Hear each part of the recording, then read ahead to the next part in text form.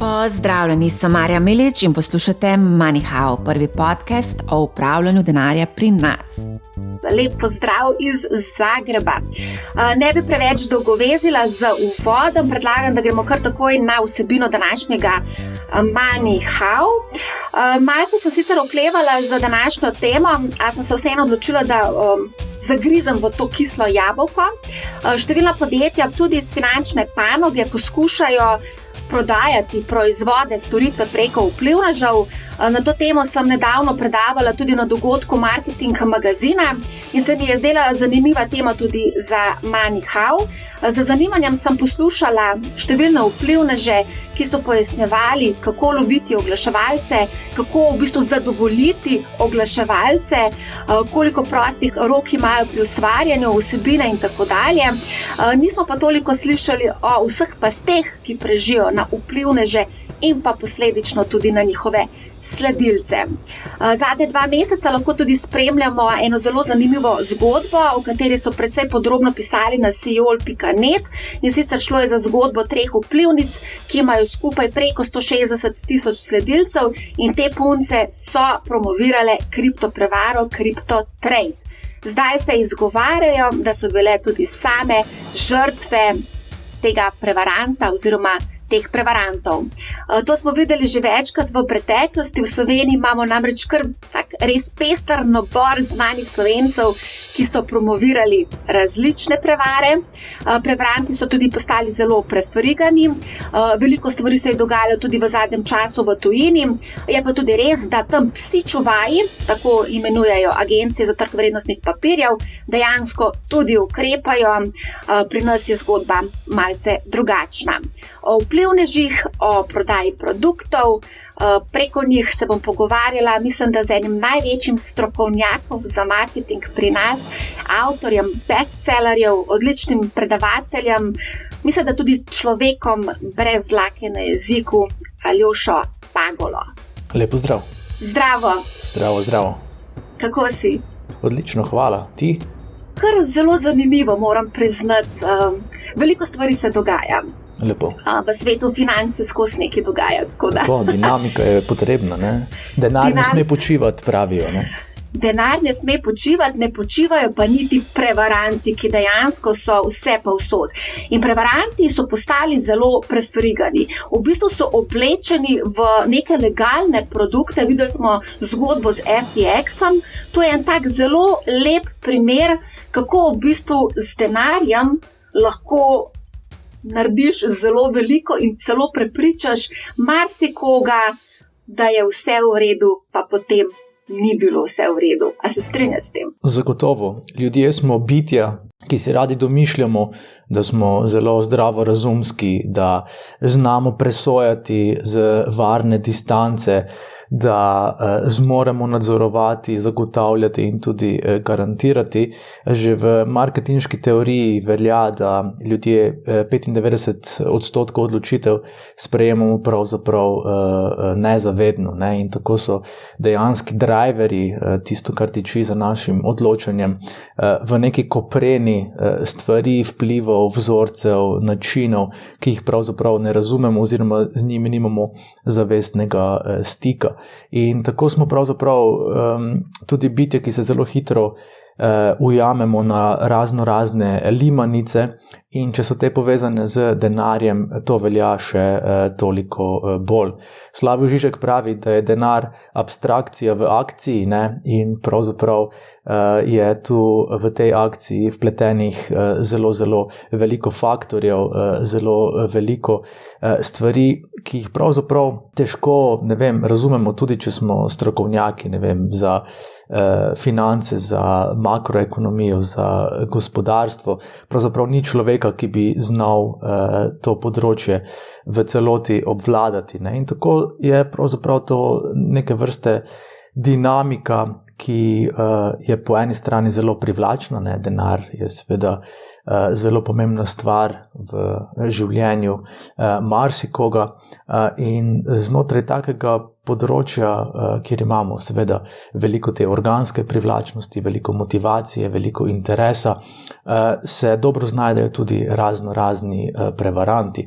Zdaj, jaz mislim, da FTX pa Sam Bankman-Fried niso načrtovali pravzaprav neke prevare na globalni ravni, in pogosto se vizionarji zelo slabo znajdejo v neki svoji lastni psihologiji, v tem, kar jih pravzaprav daje, v tem, s čimer bi morali obračunati, in se potem podajo na neko pot reševanja sveta na razne načine, na kar se jim zgodi ta brutalna samosabotaža, kot se je tudi Samu Bankmanu-Friedu, ki je potem strmoglavil pravzaprav polovico kripto sveta na raven in na način predvsem, ki je pa zelo motivirajoč za marsikoga, ki se pa prevare, kot si dobro povedala, loti prefrigano, loti mogoče na manjši ravni, zna to zapakirati v pravzaprav nek produkt ali pa neko legitimno operacijo na trgu, in potem smo priča temu domino efektu, ki se s pomočjo sodobnih medijev, recimo tega družbeno-medijskega okolja, ki služi kot katalizator za povečevanje dosega, vpliva, načina razmišljanja in obnašanja ljudi, sprevrže v marsikatero, tragično zgodbo. Kako naj rečem? Ja, mogoče je zgodba na začetku delovala kot, je imel dobre namene, je delovala kot, da je legalna, je v bistvu deloval tako, kot je pač v bistvu si zastavil svoj posel, ampak potem je v bistvu tudi njega, po moje, premamil ta pohlep. In je zaplaval potem v čist napačne vode. Te zgodbe smo mi že videli in imamo en zelo lep primer, to je Bernie Madoff, največji ponzijaš vseh časov, ki je bil tudi predsednik upravnega odbora ameriške borze Nasdaq, največji dobrodelnež, ampak v osnovi tudi on je začel v bistvu z nekim legalnim poslom in potem je malo zabluzil, po domače povedano. Ja, on je pravzaprav začel že kar na terenu sive ekonomije, kjer stvari niso bile čisto transparentne od samega začetka. In ko pravzaprav si z eno roko ali pa z eno nogo na področju bolj motnih voda, se pravzaprav že tu slika neka osebnostna poteza, ki je mogoče na tej začetni ravni samo opravičljiva z pa sej, to pa res čist malo tu po svoje, kreativno računovodim in nič hudega ne počnem.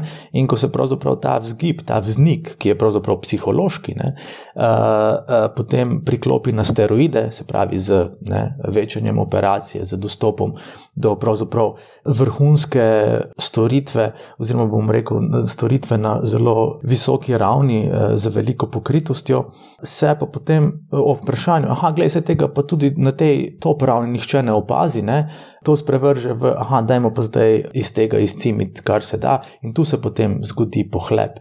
In pohlep je pravzaprav zgolj neka sodobna, sprevržena oblika osnovne človeške potrebe po kopičanju, ki je pravzaprav preživetveni vzorec.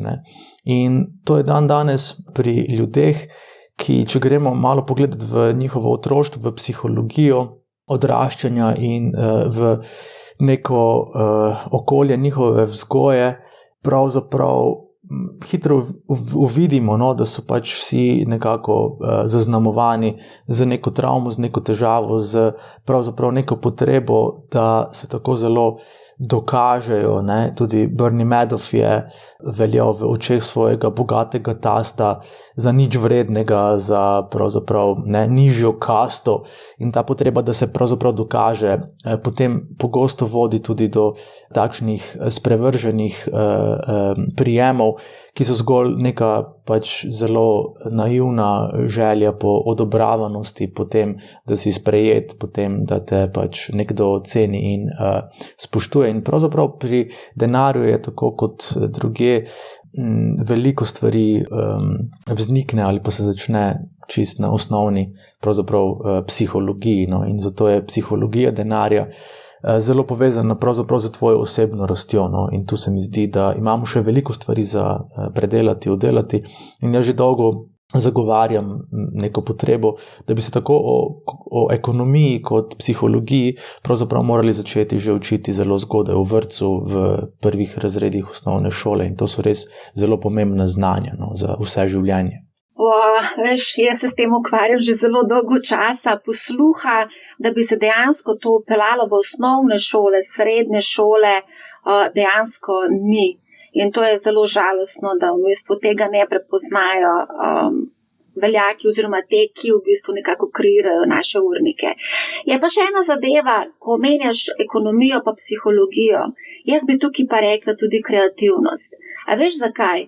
Zaradi tega, ker se mi zdi, da je danes človek na trgu dela, ki ima diverzificirane znanja in pa veščine, veliko več vreden, kot pa nekdo, ki je specialist samo za eno področje. Ja, zagotovo je, ne vem, evolucija dela privedla do pač situacije, kjer smo danes pravzaprav biti ali pa posamezniki, ki v sebi nosimo ogromno znanja, ogromno sposobnosti in smo tudi osvobojeni neke prisile, da se v življenju pravzaprav zabarikadiramo ali pa zacementiramo ali pa zelo zgodaj odločimo za en poklic in ga potem opravljamo do konca življenja, ne.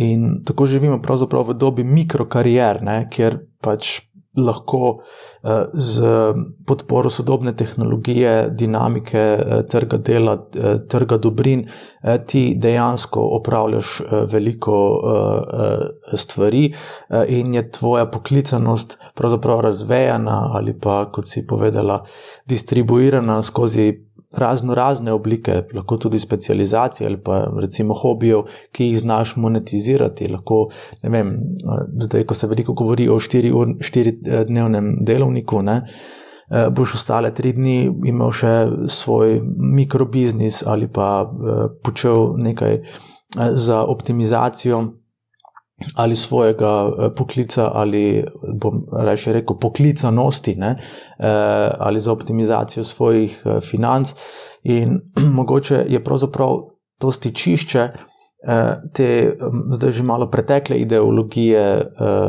trga dela, ne, ker pač službe zahtevajo toliko in toliko ur prisotnosti, potem imaš 2 dni vikenda za malo sprostitve.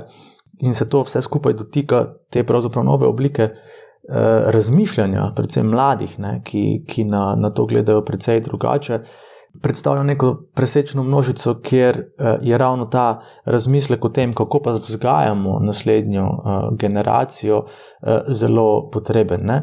Zdaj, če pogledava na šolo kot na okolje, kjer se učenci še vedno soočajo z zahtevo po dolgoročnem pomnjenju raznih informacij, ki roko na srce pogosto niso zelo koristne in ker kreativnost pravzaprav predstavlja to zelo osnovno raven, da ti že obstoječe stvari združuješ v neke nove enote, v neke molekule, ki predstavljajo pravzaprav neko osvežitev na trgu, ki predstavljajo napredek, ki predstavljajo pravzaprav to, da se znaš izraziti, potem je šola v tem smislu zelo balastna, zagotovo pa ni šola življenja, kjer je potreba potem, da ti znaš razmišljati o financah, da ozavestiš pravzaprav tudi te pretekle tlačanske vzorce, ki nas pestijo in ki nas odvračajo od tega, da bi o denarju razmišljali drugače od tega, da dobimo plačo in čez to godrnjamo in si čez 5 let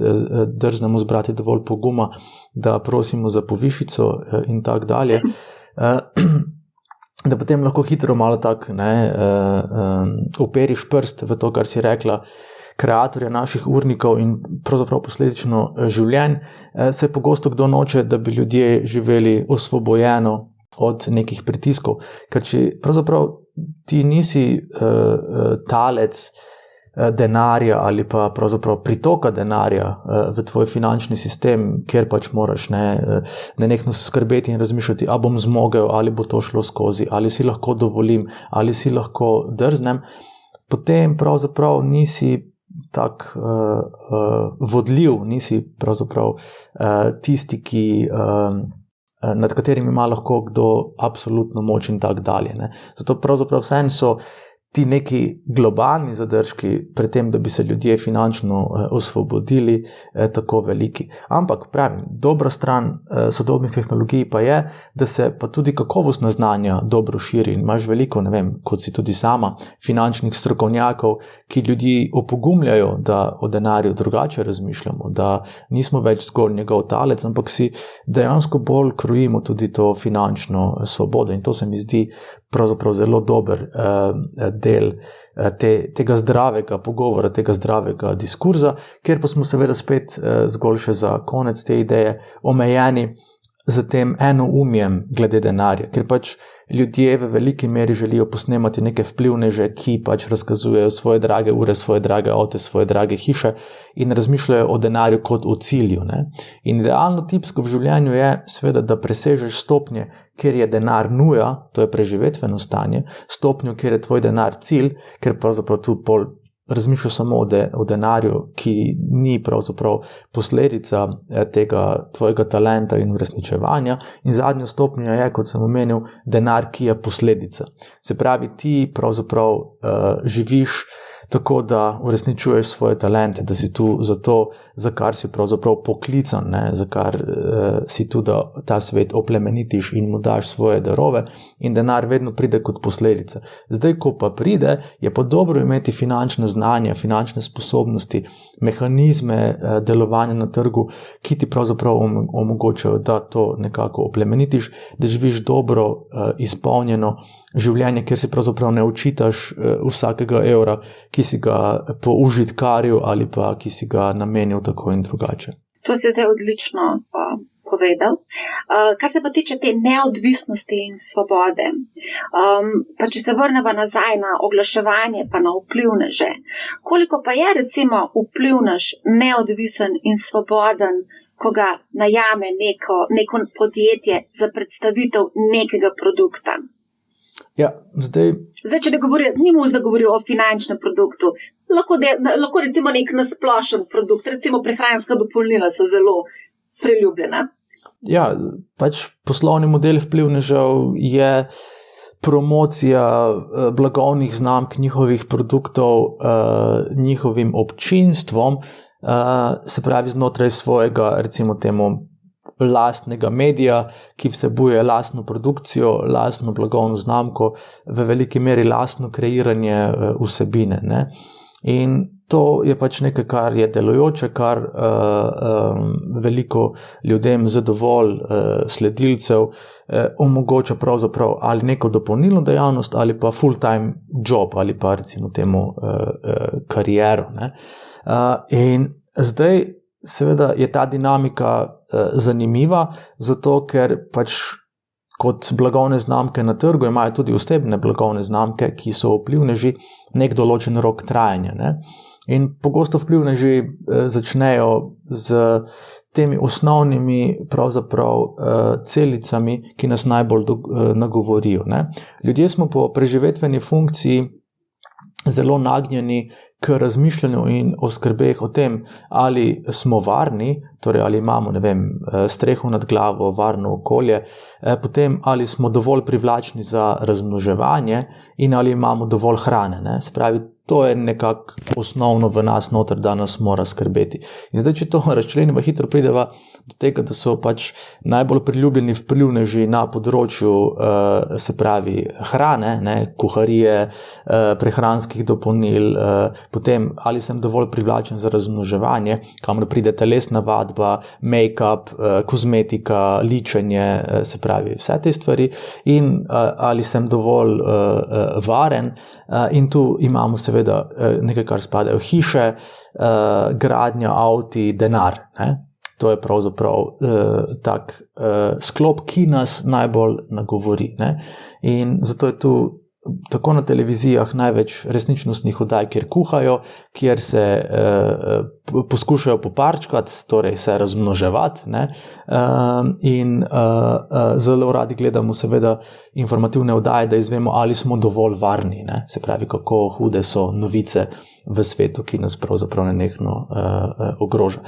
In potem, če zdaj se vrnem nazaj, to je zdaj bila mala mikrodigresija, je njihova življenjska doba taka, da začnejo z enim izmed teh področji, tu nabildajo svojo publiko in potem pravzaprav tudi oni sami rastejo v življenju, ne? Kmalu dobijo otroka in potem se njihov fokus posveti izdelkom ali pa neki izdelčni skupini znotraj tega. Potem začnejo graditi hišo in seveda v tistih letih poslušamo in gledamo o vsebinah, ki se tiče grajenja hiše, ne? In tako je pravzaprav ta poslovni model njihov zelo zanimiv, ker spremlja tudi njihovo življenjsko evolucijo. In zdaj v vsakem tem obdobju so odvisni od tega, da imajo dovolj zanimive vsebine, ki jo ponujajo, kot tudi, da imajo dovolj naročnikov, ki jim pravzaprav omogočajo neko, ne vem, ali plačo, honorar ali kompenzacijo, ne?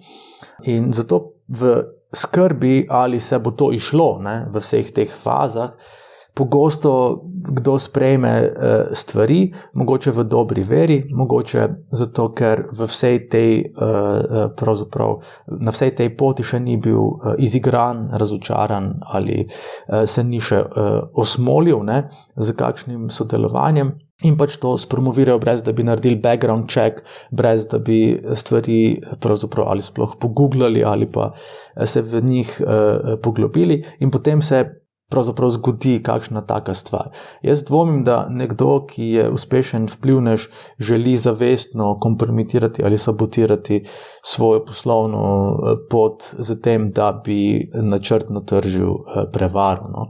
Ampak v ihti, tudi v pritisku, ker morajo ustvarjati vsebino, ki je zanimiva, ker morajo to narediti hitro, ker pravzaprav mi vidimo samo ta, ne vem, končni, minutni ali pa uprizoritveni del. V to gre ogromno število ur dela in tak dalje, zato tu pravzaprav ne naredijo teh osnovnih higienskih korakov. Zdaj pa vprašanje je, ti ko komuniciraš s svojo publiko, moraš prevzeti tudi odgovornost. Torej, vse, kar pride, ti si zgradil community, skupnost na podlagi nekih dejanj, nekih besed, neke aktivnosti in konec koncev moraš biti tudi toliko, da v bistvu prevzameš odgovornost in poveš, pač ja, naredili smo napako. Zdaj pa takole, jaz sem ugotovila, da te punce se zdaj kesajo, da so bile tudi same žrtve prevare. Ja, mogoče res, niso naredile domačo nalogo, bile so mogoče prepričane, da je to ta prava zgodba, signali, da gre za prevare, so bili tukaj iz aviona vidni, iskreno povedano. Tako da tukaj je v bistvu bila ta osnovna napaka, niso naredili domačo nalogo, hkrati pa tudi niso finančno pismene, po mojem mnenju. Zanimiv je pa drug primer, ko sem se pogovarjala z Denisom Avdićem, on mi je na nekem dogodku, ki sem ga organizirala, povedal, da so ga tudi njega kontaktirali številni ponudniki različnih produktov in tudi legalnih produktov finančnih, in on ga je odpikal, češ da to je zagotovo prevara. Se pravi, tudi ne prepoznajo, kdaj gre za zares ta prav produkt, ki ni prevara. Imava dva aspekta zdaj, se pravi, mlade punce, ki v bistvu so finančno nepismene in so v bistvu se ujele v neke laži, v neko prevaro. Na drugi strani imamo pa enega uspešnega influencerja tudi, ki pa hkrati ni bil sposoben prepoznati recimo priložnosti za sodelovanje z enim zelo uspešnim neobrokerjem iz tujine. Zdaj dvomim, da je Denis v celoti podlegel pravzaprav ne vem kakšnemu svojemu hitremu razmisleku, to je ziher vse prevar ali bolj neki domnevi, kot je pravzaprav prevzemanje tudi neke posredne finančne odgovornosti za tvojo publiko precej naporna naloga, ne? Ljudje smo nagnjeni k rutiniziranju svojih dejanj, se pravi, spet smo pri preživetenih vzorcih, ker nam narava diktira, da svojo energijo v čim večji meri obdržimo, je ne pršimo naokoli za razne stvari in zato so nastali tudi trendi. Ker za trendi ljudje pravzaprav dobijo navodila, kako ravnati, brez da bi morali o tem preveč razmišljati, kar jim omogoča, da pripadajo, da so del plemena, skupnosti, digitalnega plemena, karkoli že. In zato pravzaprav tudi zelo posnemamo ravnanja drugih, se pravi vplivnežev, pomembnežev, recimo teh alfa predstavnikov plemena. In zdaj seveda na vplivneže pade veliko bremena, če imajo posredno občutek, jaz sem pa zdaj v bistvu tudi neko, ne vem, legit finančno operacijo ali pa priložnost ljudem skomuniciral, kaj pa, če bodo v to vložili, ne vem, vse svoje prihranke, bodo zaletavi, tako kot je marsikdo bil pri bitcoinih in so s tem neposredno strmoglavili svoje osebne finance v bankrot, ogrozili varnost svojih družin in zelo podobno. Ne? Tako da moramo tudi mogoče ta psihološki aspekt odgovornega influencerja upoštevati, ker lahko on čisto osebno razmisli, veš kaj, mogoče se pa s tem ne bom ukvarjal. Ne? Ampak če greva zdaj stran od tega, pa hitro pravzaprav pridemo do nekih naših notranjih ovirajočih vzorcev, ko govorimo o denarju. Ne? Meni je moja psihoterapeutka takrat v izgorelosti lepo povedala, ne, da še posebej v Sloveniji z denarjem kompenziramo za ljubezen, ki je nismo dobili in zato so zapuščinske razprave pri nas vedno kaos oziroma priložnost, da slovenske novice dobijo največ naslovnic o tem, kdo je koga sekiral in podobno. Ne. Ja, tako je. Ne. In v bistvu nam, tudi če gledamo kakšne zanimive kriminalke in tak dalje, ti scenariji, kjer so umori motivirani z denarjem, z dedovanjem in pravzaprav podobno, izpričajo to dejstvo, da smo ujetniki nekih pravzaprav nezdravih odnosov z denarjem, z financami in vse se pogosto zvede na našo osnovno vrednost. Ne? Jaz na predavanjih pogosto izpostavim dejstvo, da je zgolj pred 150 leti 93% Slovencev bilo tlačanov in da je fosilni psihološki ostanek tega obdobja pravzaprav naš občutek nizke lastne vrednosti in nezmožnost zdravega in pravočasnega postavljanja meja. In seveda, če ti pravzaprav o sebi razmišljaš ali pa imaš nezavedno utrjeno prepričanje, da itak ne moreš uspeti, da ti itak ne more rati, da itak ne moreš delati tega, kar si želel, ker so ti službo predpisali starši ali so te pa vpisali v šole, kjer si moral ubogati in slediti njihovim navodilom, potem seveda ni mogoče, da bi ta tvoj nevidni scenarij v materialnem življenju ali pa v tem newtonovskem svetu postregel z dokazi, da si res uspešen, da si res bogat. Mogoče v bistvu zaradi te praznine ali pa bolečine nekateri to kompenzirajo tako, da postanejo brutalno uspešni, da so deloholiki, da so dejansko zelo bogati, ampak so v sebi popolnoma nesrečni. Ne? Tudi ta scenarij je pogosto prisoten. Ne? In potem, ko pravzaprav delujemo po nevidnem scenariju, ki nam ne dovoljuje, da bi bogateli oziroma da bi živeli v nekem izobilju, ki je posledica tega, da počnemo to, za kar smo tu, da si prizadevamo uresničiti svoj talent, temu rečemo svoje sanje, ne? In da živimo neko življenje, ki ni pravzaprav nenehno ujeto v to, da smo na preži ali bomo preživeli, da v bistvu se zaganjamo zato, ker nočemo imeti opravka samimi s sabo in tako dalje in tako naprej. Vse to skupaj predstavlja pravzaprav nek zelo prepleten, zelo težek odnos z denarjem, ki izhaja iz tega neizpraševanja o tem, kdo sem, zakaj sem tu, zakaj mi vsi drugi določajo, kaj sem, koliko moram imeti. In iz tega naslova pogosto pride tudi še en tak slovenski refleks, da nas je uspeha sram, da se zanj opravičujemo. Ne? Tudi ljudje, ki so, premožni, ki so bogati, želijo pogosto to skriti, zato da ne bi bili obsojeni. Ne? Recimo v Ameriki je to precej drugače, ne? Ta odnos do pravzaprav nekega uspeha. In tako je denar pri nas obkrožen z veliko negativnimi faktorji, veliko negativne percepcije in predvsem to opravičevanje, da si uspešen, se mi zdi nekaj, kar moramo preseči. Pred kratkim sem govoril z enim zelo uspešnim, mednarodno uspešnim posameznikom, ne bom povedal z katerega področja, ki pravzaprav lahko svoje dosežke zdaj zelo kapitalizira, zelo monetizira, ampak ga je bilo strah, kaj si bodo ljudje mislili, kaj pa če storim napako. Ne?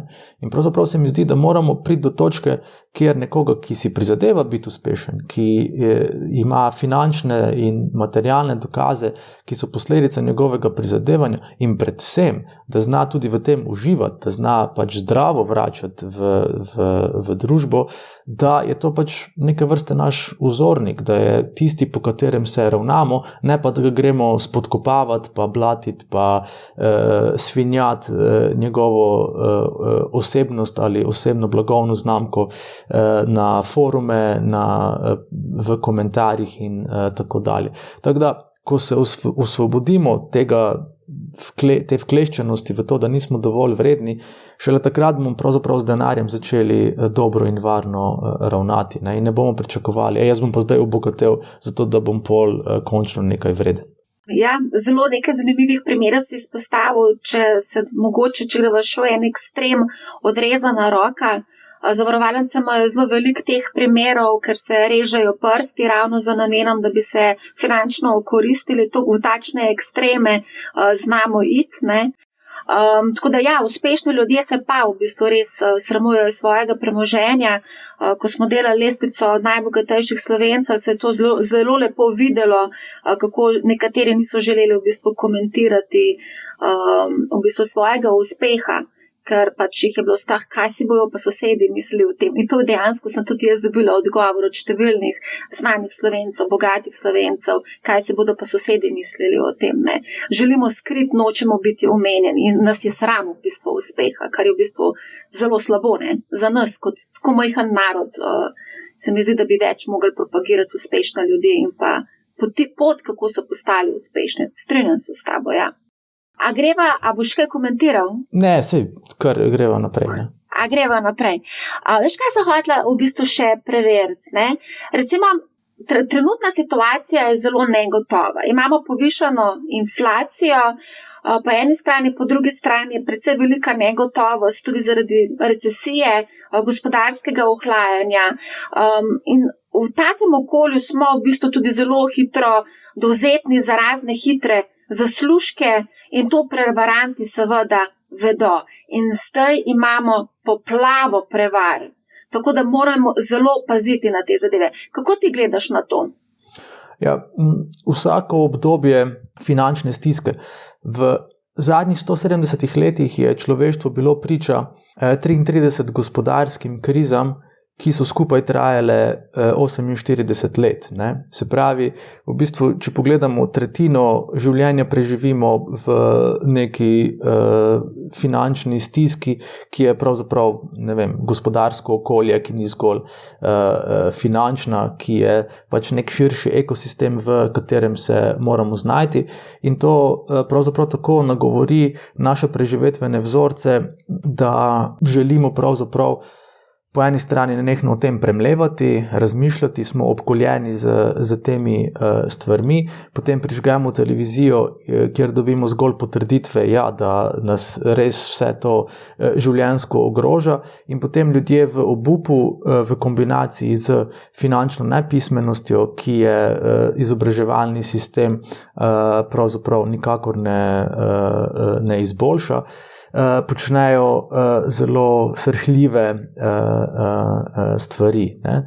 In seveda je najhujše, če to počnejo pač prizadevni, dobri ljudje, ki bi jim že neki začetki finančne pismenosti olajšali to breme skrbi do te mere, da se ne bi zatekali k tako skrajnim rešitvam. Zdaj ena enota prevarantov, zlohotnosti ljudi pač vedno obstaja, v zgodovini je bila vedno prisotna. Ta želja po moči, po nebrzdanem kopičenju v kombinaciji z neko nerazrešeno psihološko funkcijo pač vodi do marsičesa. Imamo pač povsod te prevarante, ki dejansko množično pohabljajo ljudi za to, da lahko ti na ulici iztržijo čim več miloščine. Ne? In to je en tak primer, ki se vleče pravzaprav skozi zgodovino. Potem z možnostjo in z razcvetom tehnologij se je seveda odprlo prevarantom, ki stikajo za tehnološko nepismenimi ljudmi. Ne. Se pravi, starejša generacija je odraščala v okolju, kjer je vse, kar je imelo, novičarski logotip, veljalo za zaupanja vredno. Ne.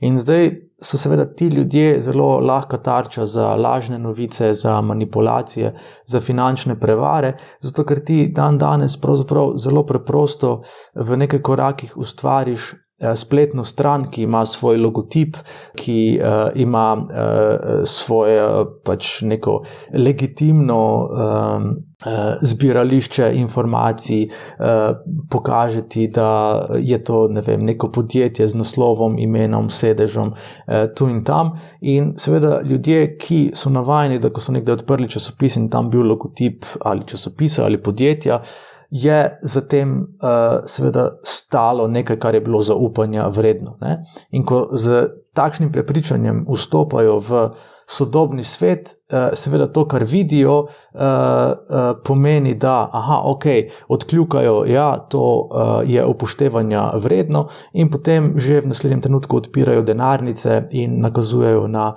neke oddaljene račune in so tako ob veliko denarja. Ne. To je ta temna stran pravzaprav tehnologije in tega stičišča generacij, kjer se preveva ta nepismenost, tehnološka nepismenost z finančno nepismenost. In to je idealno okolje. In če k temu dodamo še pritisk, recimo krize, o kateri pač se zdaj že seveda zelo dolgo govori, dobimo res idealne pogoje za to, da veliko ljudi nasanka, da jih veliko pravzaprav podleže nekim obljubam, ki vedno pravzaprav padejo na plodna tla. Spravo, če pogledamo nazaj, je Donald Trump pravzaprav leta 2016 zmagal zato, ker je nagovoril pravzaprav preživetveno stisko propadlega dela Amerike, ki jim je prejšnja generacija obljubljala idealno življenje. Njihovi starši so govorili, vse bo šlo samo še gor, kot je pač šlo v povojnih letih. Ne. In potem se je ta cel del Bible Belta, se pravi te osrednje Amerike, ki je bil delavski, ki je bil pravzaprav še par dekad nazaj v razcvetu, oklenil te rešilne bilke nekega tipa, ki je prišel in je rekel, zdaj vas bom pa jaz tako rešil, in je prišel z finančnimi dokazi, gledajte, jaz sem milijonar, jaz sem super uspešen biznismen in tako dalje. In tu lahko vidimo, kako pravzaprav lahek plen smo ljudje, ko smo v finančni stiski, ko smo mogoče že v ideji, zdaj pa bo finančna stiska prišla, in to seveda je danes, kot si zelo lepo izpostavila, prisotno, in zato je to zgolj katalizator za vse te prevarante in okoriščevalce. Se mi zdi pa, da se v zadnjih desetletjih ni veliko spremenilo, oziroma mogoče celo stoletjih. Prevaranti pač so se vedno prezentirali javnosti kot pač neka verodostojna inštitucija, verodostojno podjetje, verodostojne osebe. To smo videli tudi že pri nas v Sloveniji, kar nekaj takšnih zgodb. Zdaj mi pade eno na pamet, in sicer to je bilo zgodba Luxuris. Luxuris je bila ena taka zgodba, ki so tržili v bistvu trgovanje na valutnem trgu, forex trading. In v tej zgodbi je bilo vpletenih zelo veliko znanih oseb, med drugim tudi Jure Košir je promoviral Luxuris. V zgodbi je bil tudi propadli borznik in pa zdaj prerojeni nepremičninar, če lahko tako rečem, Bogdan Pušnik.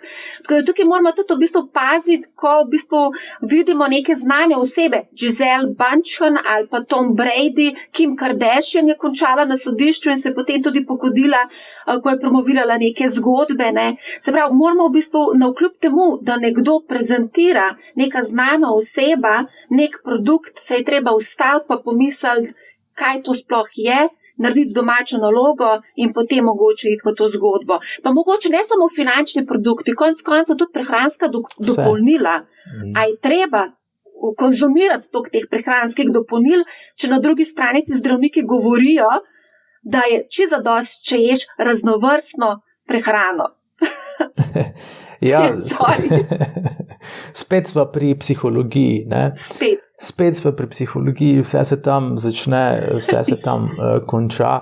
In ko v bistvu sebe gledamo zdravo, upoštevajoč vse neke inhibitorje, vse neke ovirajoče faktorje, kako pravzaprav nezavedno hlastamo potem, da bi bili boljši, lepši, bolj privlačni, bolj pripadali, da bi bili bolj ljubljeni, odobravani in občudovani, smo pravzaprav pripravljeni sebi zlagati se na marsikateri način, na marsikateri ravni. In zato je pravzaprav ta zdrava skepsa, zdrav dvom tudi o svojih lastnih potrebah zelo pomemben. In ljudje, kot sem že prej povedal, v sodobnem svetu družbenih omrežij pravzaprav takoj planemo in posnemamo druge, kopiramo in se odrekamo tej pravzaprav svoji neki izvirnosti, unikatnosti. In zato je zdrav dvom ta nek zdrav korak nazaj, ker si dovoliš čas za premislek, ker se poglobiš v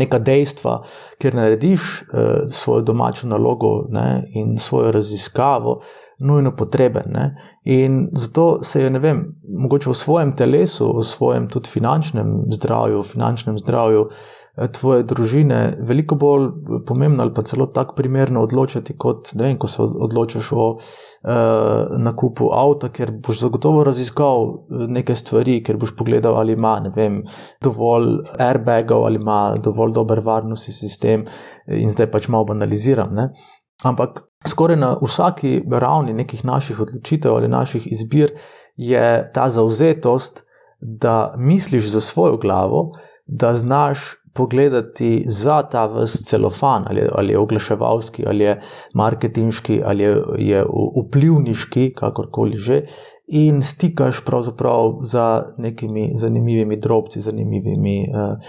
informacijami, ki ti pač morajo služiti. In fora je v tem, da moramo znati razmišljati na način, kako lahko življenje služi meni, kako pravzaprav izkoriščam čas, ki mi je dan, in ne izkoriščam ljudi ob tem.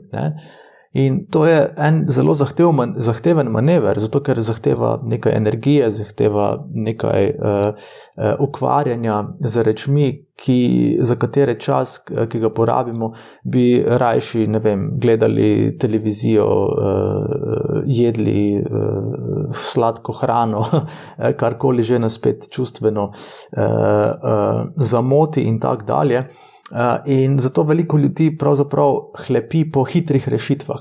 In hitre rešitve so tudi vplivneži, ki nam rečejo, to moraš narediti. In potem spet ljudje začutimo razbremenjenost, temu jaz zaupam, on mi je svetoval to in to bom naredil. Zato je pravzaprav zdrav dvom, tudi pač neka kritičnost do nečesa, koristna za celo dinamiko na trgu, ker s kritičnostjo pravzaprav razmišljamo, mogoče mi je pa ta kritika odprla nek drugačen pogled ali pa me motivirala, da se še malo poukvarjam z tem svojim stališčem, z tem svojim pristopanjem. In tako se mi zdi, da je pravzaprav svet narejen in svet ni nikoli svet hitrih rešitev, ampak vedno nekega pravzaprav posvečenega prizadevanja za uspeh. In kot jaz zapišem, je resnično uspešen tisti, ki je prepoten in ne prepotenten. Ne?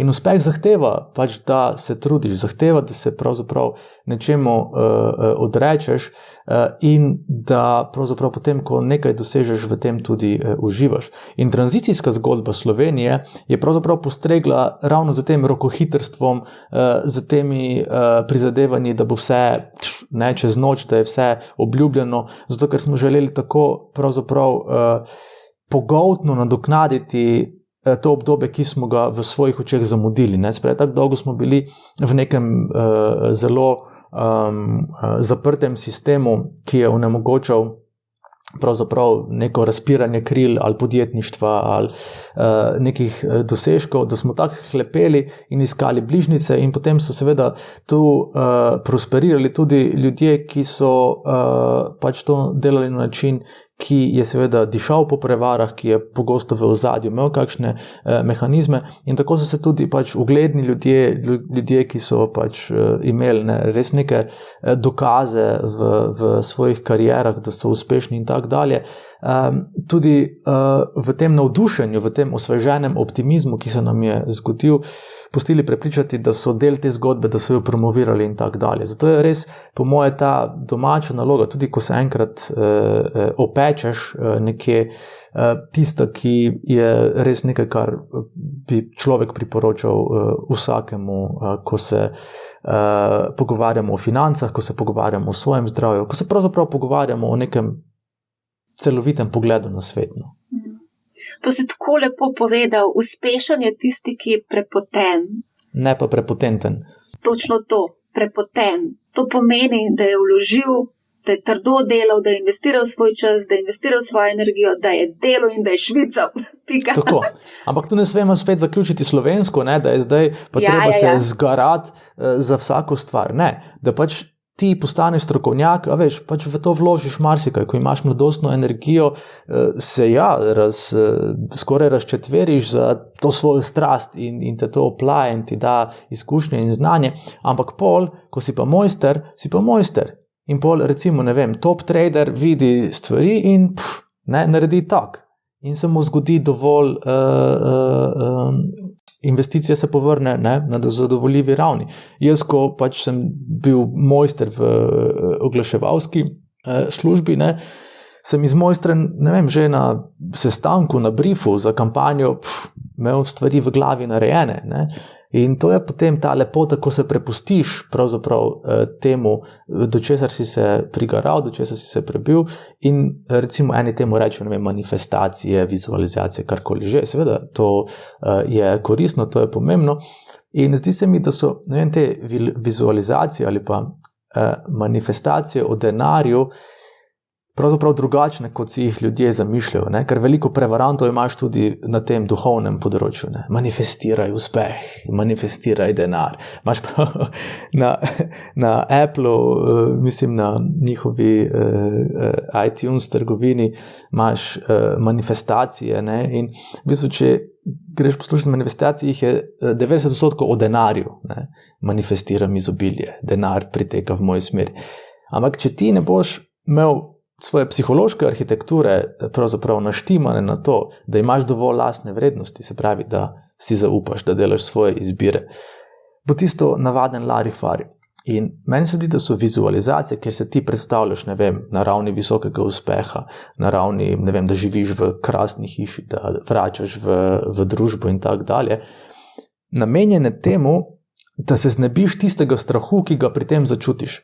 To je bilo ful zanimivo, ko sem jaz začel na ta način ali vizualizirati ali razmišljati. In ko sem si to predstavljal, sem v sebi začutil drevenenje, nek strah v ledvenem delu, ki je pravzaprav izpričeval mojo nezavedno prepričanje, da jaz tega nisem vreden.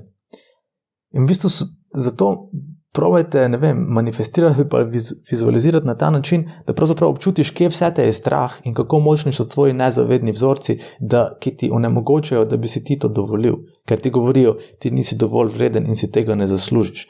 In če si ti še vedno ujet v tej ideji, da nisi dovolj vreden, lahko manifestiraš celo življenje, pa pravzaprav do tistega ne boš prišel. Zato je prepuščanje toku, zato je odgovorno izobraževanje na pomembnih področjih življenja, kjer je finančno eno izmed prvih 3 pravzaprav, ne? Tisto, kjer se moramo malo prepotiti, tisto, kjer moramo pravzaprav obravnavati z fokusom, z požrtvovalnostjo, z disciplino. In tako pridemo do te zdrave prepotenosti in do neprepotentnosti. Ja, mladi, s katerimi se jaz srečavam, si vizualizirajo marsikaj v smislu kakšnih Lamborghinijev, Rolexov. Ma ne, Rolex nisem zaznala, to jih zdaj že imajo. Oni zdaj že prvo, kar naredijo, si Rolex, šparajo za Rolexa, ne? Pol pa imaš kombinacijo H&M pa Rolex in vizualizacijo Lamborghini. Ja, tako da tako se mladi zdaj predstavljajo. Tudi to, kar si omenil na začetku, da gledajo neke influencerje, ki v bistvu razkazujejo svoje premoženje in so nekako zavedeni in tudi sami hlastajo potem, da bi to nekoč imeli. Ne? In naredijo vrsto napak v procesu osvajanja tega cilja. Ne? Ampak, to je vse learning process. Tudi mi smo naredili ogromno napak. Pomembno pa je na koncu, kaj od tega imamo, kaj smo se od tega naučili, kako lahko to uporabimo potem naprej. Se strinjaš? Absolutno. Jaz mislim, da je prizadevati si biti kopija, neke vrste kopije, ki ga zalučaš v svojo originalnost. In to mi je pravzaprav največja bolečina sodobnega influencerstva, ki ni zdravo. Zato, ker tudi ljudje, ki do uspeha pridejo po težki poti, ne, potem to uprizarjajo na družbenih omrežjih in ljudje se pravzaprav poistovetijo z temi posledicami uspeha. In to so, kot sem že povedal na začetku, ne, materialne dobrine, materialne stvari.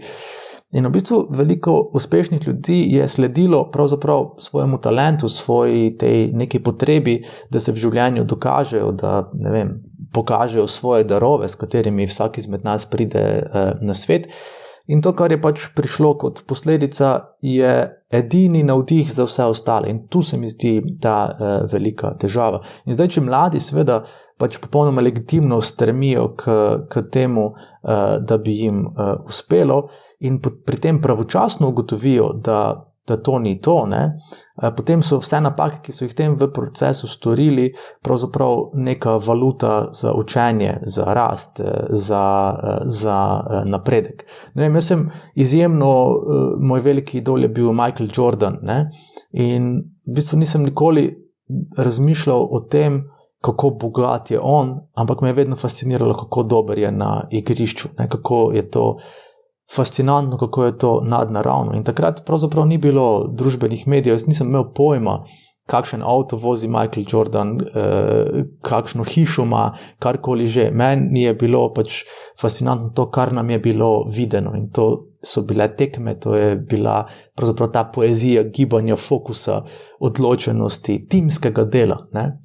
In zato se mi zdi to poveličevanje, ki ga uprizarjamo na družbenih omrežjih, teh posledic uspeha v smislu materialnih dosežkov, velikokrat tista ključna ovira, da bi si ljudje v sebi dovolili najti to, v čem so res posebni, kaj je tisto resnično bogatstvo. In to je pravzaprav stik z resničnim samim sabo, ki zmore na eni točki odvreči pričakovanja drugih, ki zmore preseči v bistvu zgolj neko hlepenje po več in si dovoliti razumeti, da se do denarja, do zdravja, do dobrih odnosov pravzaprav velikokrat pride po poti neke ozaveščenosti, ki ne pomeni, da moraš zdaj ti, meditirati 40 ur na teden, pa biti oblečen v tibetansko haljo ali karkoli že, ampak da si dovoliš pravzaprav biti tako zelo banalno fenomen, to, kar si. In ko to malo začutiš in ko to malo veš, se v bistvu odnosi okoli tebe zelo hitro spremenijo v neposredne dokaze tega. Ne? In se pravi, ti si sproščen, imaš okoli sebe fajn ljudi, imaš v bistvu neko motivacijo za življenje, ki ni nenehno obremenjeno z tem, ali sem v tem trenutku opeharjen. Zakaj? Ker ljudje pravzaprav ne znamo živeti v danem trenutku, ker nas v vsakem danem trenutku pesti obveza, da moramo doseči še to in to. In vsakič, ko odpremo Instagram ali karkoli že, je število teh obveznosti veliko večje. Dosežemo to in že vidimo nekoga, ki nas je presegel in že smo spet nesrečni, ker tega še nimamo. In tako je pravzaprav to življenje, zgolj nek vmesni čas med cilji, dosežki, ki imajo zelo kratek rok trajanja in to nas v seštevku pravzaprav dela nesrečne. Zato je cilje treba dosegati, dolgoročno, lahkotno, si jih zadajati pravzaprav za neko mero izvedljivosti, kot jaz tudi pravim, z veliko mero fleksibilnosti. Ker ljudje danes mislimo, če nam nekaj ne gre kot po maslu, mi gre vse po zlu. Se pravi, če se mi ne izide po načrtih, sem pogrnil na celi črti. In ta absolutnost pravzaprav tega pogleda na svet nas ropa resnične sreče in posledično, kar je najbolj perverzno, si želimo biti vsi bogati, zadeti na loteriji in biti ovenčani z dragimi stvarmi, dragimi avti in tak dalje. Če si star 20 let, je to popolnoma legitimno. Zdaj, če si pa pri 40 še tak, mol pa nekaj zagotovo počneš narobe. Odlično. Za konec, kaj počneš? A si srečen? Si se losal izgorelosti? Kako izgleda tvoj dan? V bistvu sem srečen, ker sem se naučil biti srečen. Naučil sem se biti potrpežljiv samim sabo. Bil sem zelo, zelo uspešen, zelo čislan, zelo odvisen od števila projektov. Se pravi, ta Michael Jordan v meni je zelo dolgo deloval, pogosto tudi na nezdrav način, zdaj pa seveda ravnam precej drugače. In ta v bistvu strah pred spremembami, ki nas daje, o moj bog, kaj se bo zgodilo, če bom zapustil vrhunsko oglaševalsko kariero in se začel ukvarjati z pisanjem in z predavateljstvom. Me je minil, sem ga pravzaprav premagal in te strahove pravzaprav premagamo z svojimi izbirami, z svojimi odločitvami, ki jih čutimo. In to je pač bil glas v meni, to je bila pač neka moja intuicijska zahteva, da svojo pot spremenim, da jo pravzaprav podvržem nekim zahtevam življenja, ki sem jih čutil kot, da so moje, da je to moja pot, da mi je pisana na kožo. In tako zjutraj vstanem, pišem, sprehajam psa, skuham kosilo, še predtem naredim jogo, se dobim z krasnimi ljudmi na kakšni kavi, da kujemo načrte o skupnih sodelovanjih in pravzaprav se še vedno zelo ukvarjam samim sabo z nekimi stvarmi, ki jih vsak pri sebi mora razčistiti, se pravi s temi kakšnimi stvarmi iz preteklosti, iz vzgoje, z otroštva, starimi zamerami, bolečino, občutki krivde, sramu. In to je pravzaprav neka taka dnevna obveznost, ki se je pač lotiš tako, da si rečeš, ok, to ne pogojuje mojega življenja in me zato delam nesrečnega, ampak vsakič eno stvar malo razvozlam, razrešim in pol je noro videti, kako se to zmanifestira v tvojem resničnem življenju, v tvojih odnosih in tak dalje. Zato je pač, kot pravi Carl Gustav Jung, naš notranji svet pravzaprav tisti, s katerim se moramo ukvarjati in vse ostalo bo zgolj posledica. Tak da. Ravno prav dela na samem sebi je izvrstno, tudi na področju financ, kar vam bo marsikdo izpričal. Tako da ne podleči temu, kar sem poimenoval traumaterializem, kjer pravzaprav ta materializem in to prizadevanje izhaja iz neke travme, ki jo pravzaprav lahko vsak izmed nas zdravo nagovori, se z njo ukvarja. In potem Rolexa ne rabiš ali pa pride veliko lažje in bolj lahkotno, tako da stvari so bolj preproste, kot se zdijo. Odlično.